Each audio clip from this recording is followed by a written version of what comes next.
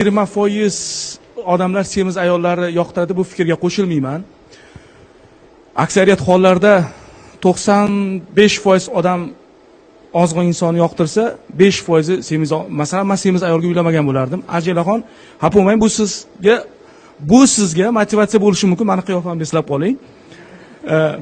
Semiz qizlar yoqmaydi erkaklarga. Agar yoqqanda shu 20% ichidan solgacha turmush qurgan bo'lardingiz. Chunki mana men nima demoqchiman?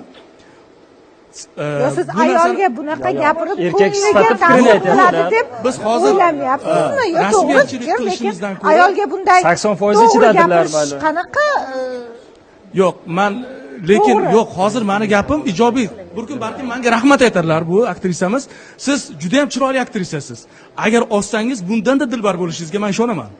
Biz ularni borlaricha shundayligicha yaxshi ko'ramiz. Yo'q, endi shundaylicha deydigan bo'lsak, biz motivatsiya bera Bo'la olmaymiz. yetadi.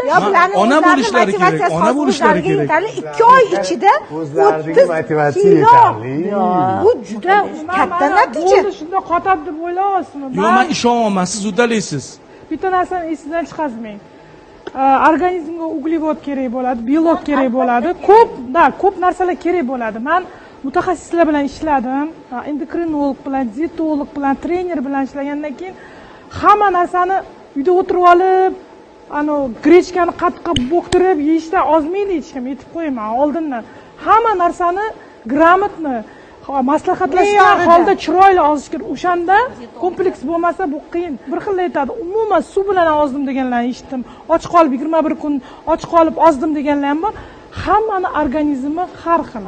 Lekin yana bitta gapingizga aytaman, menda kuyovlar juda ko'p bo'lgan, tanlash huquqmanda. Shuning uchun tanlab olmasa o'ylamang, 40 gacha yo'lga tegmayapti.